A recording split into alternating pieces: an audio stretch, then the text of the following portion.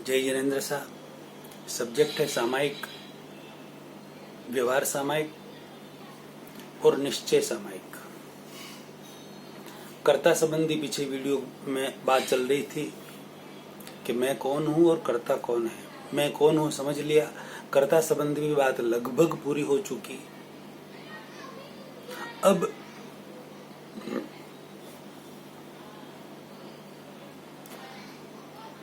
और मैं कौन हूं और कर्ता संबंधी जो बात है उस पर आगे और वीडियो बनेंगे। जो बात अभी समझी है उसे और ज्यादा डिटेल में अच्छी तरह से और समझेंगे, उस पर अलग वीडियो बनाएंगे। अभी हम निश्चय सामायिक कैसे करते हैं, कैसे की जाती है, उसमें क्या करना होता है, उस पर थोड़ी बात कर लेते हैं।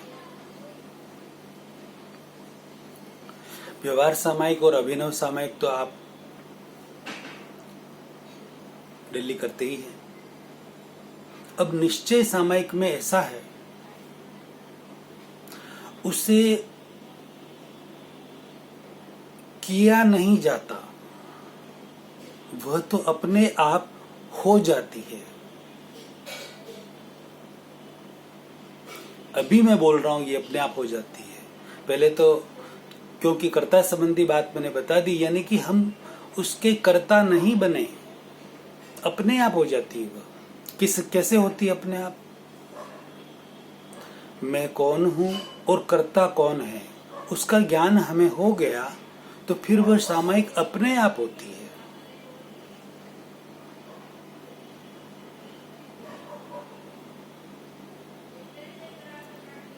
अब कैसे? जैसे एक कोई उदय कर्म, उदय काल आया उसका,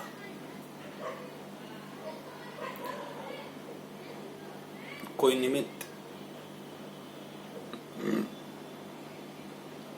कुछ भी खड़ा हुआ, हमारे ही कर्मों के कारण, उदय काल के कारण कोई एक निमित्त खड़ा हुआ और वह निमित्त हमें बहुत ही उल्टी सीधी बात सुना रहा है, बोल रहा है, तो जिसे मैं कौन हूं और कर्ता कौन है ये ज्ञान नहीं है, तो वह क्या करेगा? उस निमित्त को तुरंत जो उसने सुनाया उसका डबल ट्रिपल 10 गुना वापस सुना देगा उसे। हो सके तो एक दो बजा भी देगा।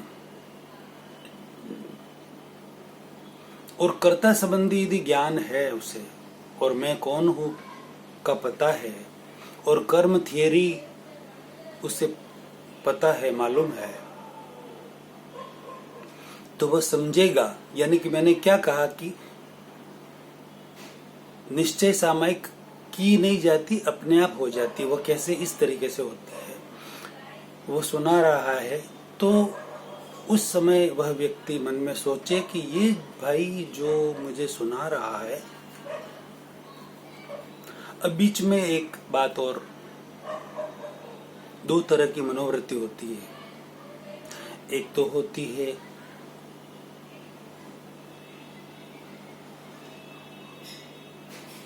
श्वान मनोवृत्ति और एक होती है शेर मनोवृत्ति, सिंह मनोवृत्ति।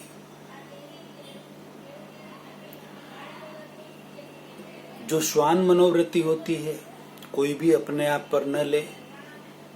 सबसे क्षमा याचना चाहता हूं, हाथ जोड़कर दिल से कोई भी अपने आप पर न ले। सिर्फ समझने वाली बात है, समझें, अच्छी तरह से समझें और उपयोग में लाएं प्लीज। श्वान वृत्ति वाले निमित्त को काटते हैं। जैसे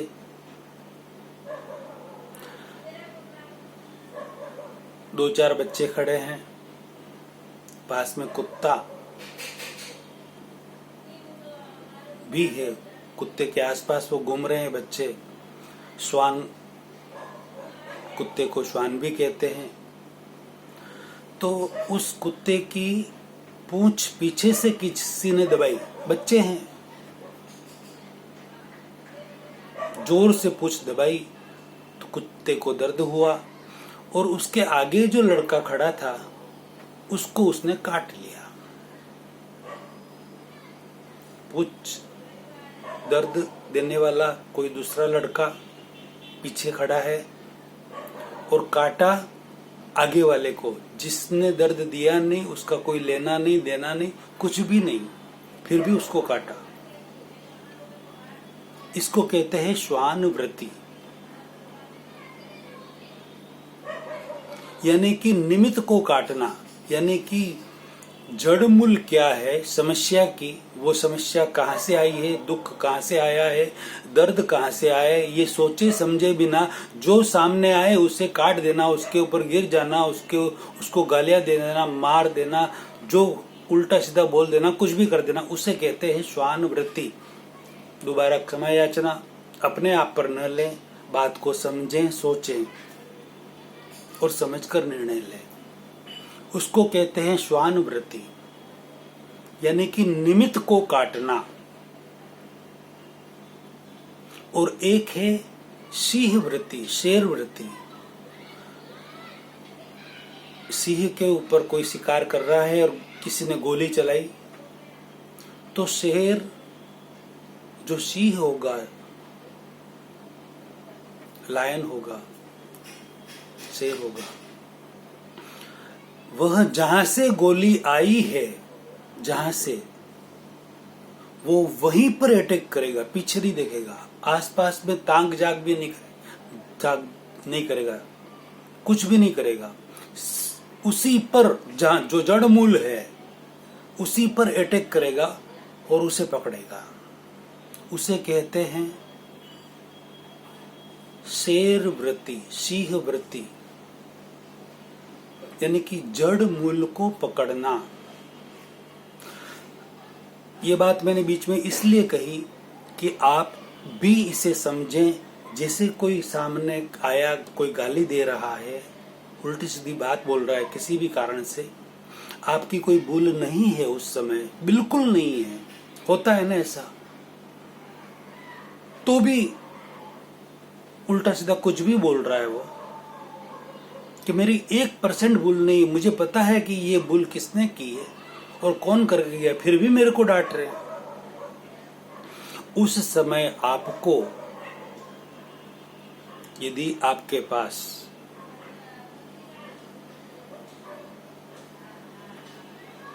कर्म थियरी है, मैं कौन हूं और कर्ता संबंधी ज्ञान है, तो आपको यह समझना होगा, बहुत गहरी बात बता रहा हूं मैं, ये आपको ये समझना होगा कि ये जो निमित्त है, मुझे जो गाली दे रहा है, ये गाली मेरे को क्यों दे रहा है? मैंने तो कुछ किया ही नहीं ऐसा, मुझे पता है ये किसने किया, फिर भी मेरे को गाली दे रहा है। तो आपको ये समझना होगा कि कोई भी प्रतिक्रिया क्रिया के बिना नहीं होती। आपने अभी नहीं की क्रिया तो पूर्व भाव में की होगी, उसकी ही वह प्रतिक्रिया है।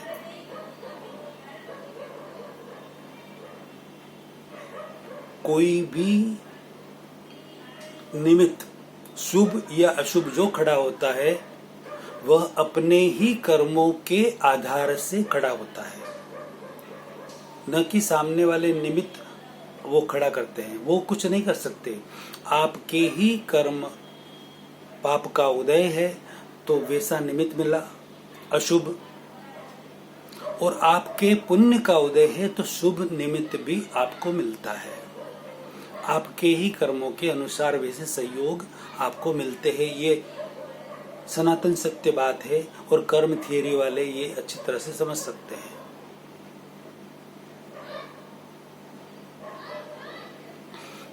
तो यदि ये बात आपके समझ में आ गई तो आप श्वान वृत्ति में से निकलकर शेर वृत्ति में चले जाएंगे उसके जड़ मूल तक पहुंचेंगे कि मेरे ही कर्मों का, भले अभी सामने नहीं दिख रहा, लेकिन कोई न कोई मेरी गलती, भूल, दोष, पाप हुआ है, अभी नहीं तो पहले, पहले नहीं तो पूर्व भाव में हुआ है, उसका फल है ये।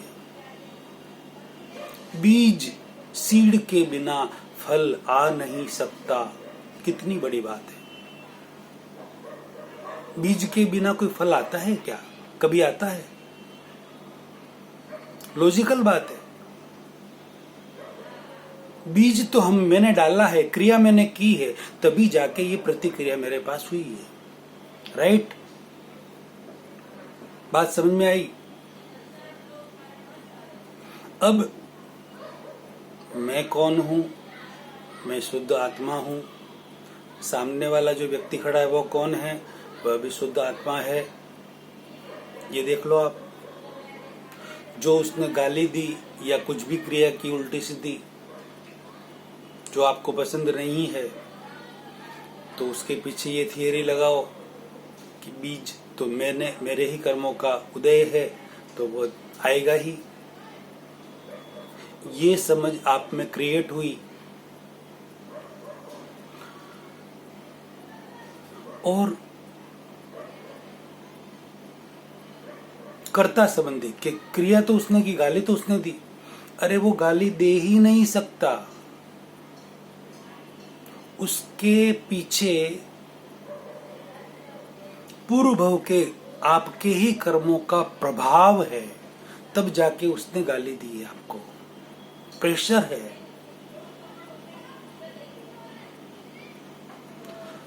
वो कंप्लीट निर्दोष है। ये निर्दोष दृष्टि है। कर्ता संबंधी यदि और मैं कौन हूं ये संबंधी यदि हमारी ये बात परफेक्ट हो जाए, तो सामने वाला हमें कितना भी हमारा नुकसान पहुंचाए, कुछ भी करे, वो कंप्लीट हमें निर्दोष ही दिखता है। क्योंकि जो जीव है, जो आत्मा है, वह मेरे जैसी ही आत्मा है उसमें भी। यानी कि अभेद दृष्टि, कोई भेद नहीं है। मेरे जैसी आत्मा हो गई। आत्मवत सर्वभूतेषु, सर्व जीव सिद्ध सम, जो समझे वह होए। सर्व जीव पूरे लोक के, सिद्ध सम, जो समझे वह होए। तो मेरे जैसे ही वो भगवान है, कोई फर्क ही नहीं उनमें। और उन्होंने जो क्रिया की है वह तो मेरे पूर्व भव की क्रिया की प्रतिक्रिया है, उनकी कोई भूल नहीं है। जैसे भगवान महावीर स्वामी को चंड कौशिक दंश दे रहा था, या भगवान महावीर स्वामी के कानों में खिले कूटे गए थे, तो उनके पूर्व भव के कर्मों का फल था। उनको शीशा डलवाया था उस ग्वाले के जीव के कानों में गरम गरम, तो अभी वही ग्वाला उनके कानों में बरु कूट रहा है। क्रिया की ही तो प्रतिक्रिया होती है। बीज तो हमने डाला है, तभी तो उसका फल आएगा। ये बात समझ में आई? तो ये सारा समझने से आप उस समय वो कैसे भी प्रतिक्रिया करें तो भी आप शांत रहेंगे, समता रहेगी। आपको समता रहेगी। एक अशुभ कार्य कर रहा है आपके लिए, तो भी आपको समता रहेगी। और एक व्यक्ति शुभ कार्य कर रहा है, आपको मान दे रहा है, सम्मान दे रहा है, आपके लिए अच्छी बातें बोल रहा है,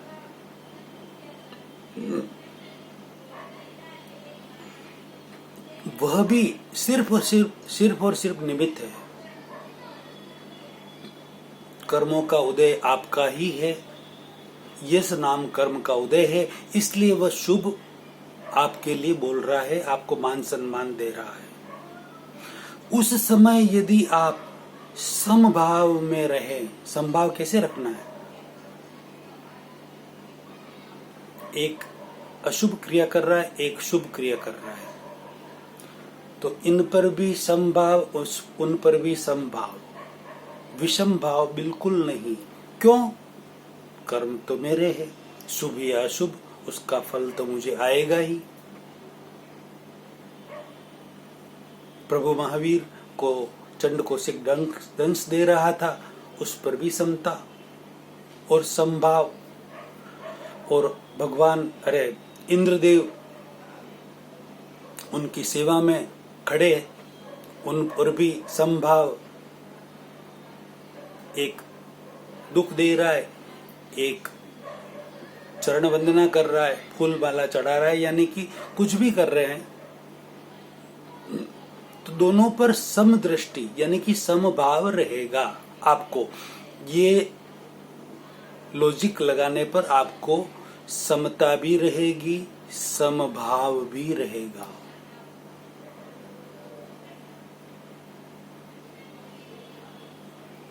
अब जो समता रही, समभाव रहा, यानी आपने आर्त ध्यान नहीं किया, राइट। अब आपने सामने वाले को अशुभ जो क्रिया आपके सामने कर रहा है उसे भी कुछ भी नहीं कहा, तो आपने रौद्र ध्यान भी नहीं किया, राइट। शुभ क्रिया कोई कर रहा है आपके सामने, आपको मान सम्मान दे रहा है आपके यश कर्म के अनुरूप, तो भी आप सम रहे, आप उस मान सम्मान में फूले नहीं, और अपमान जो कर रहा है आपका उसमें आप डाउन नहीं हुए, समभाव में रहे, समता में रहे। अब आगे बात आती है कि समता किसने रखी, समभाव किसने रखा। तो उस समय उनसे प्रश्न किया जाएगा कि भी समता किसने रखी, समभाव किसने रखा। तो वो कहेंगे मैंने रखी। अरे मैं कौन, आप कौन हो समता और समभाव रखने वाले, आप कौन हो। तो मैं कहूंगा मैं तो अशोक हूं, अशोक ही कहूंगा ना, मतलब आप खुद अपने आप पर लें, मैंने रखी समता, मैंने समभाव रखा, नहीं, आपने समता नहीं रखी, आपने समभाव नहीं रखा। ये शरीर समता नहीं रख सकता,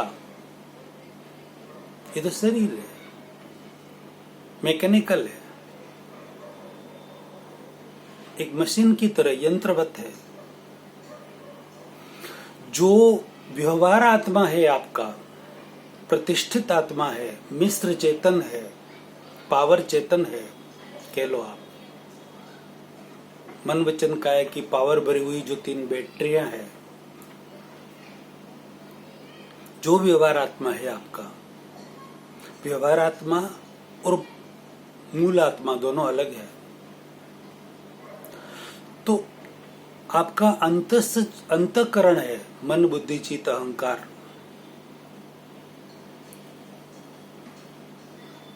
वह समता रख रहा है, व्यवहार आत्मा समता रख रहा है।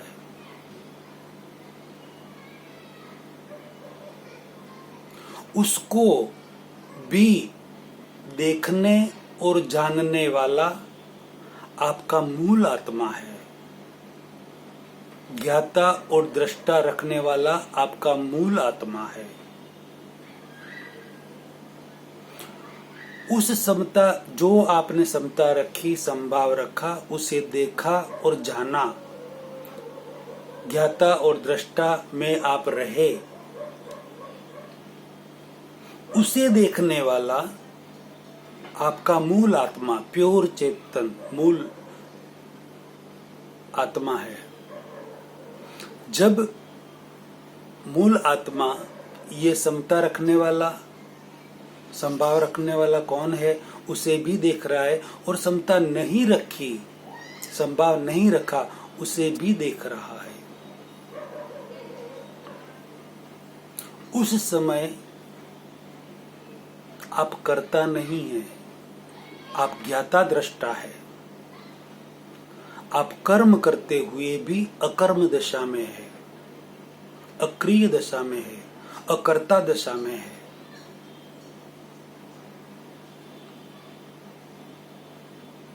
अगला प्रवचन अगली वीडियो में लेते हैं।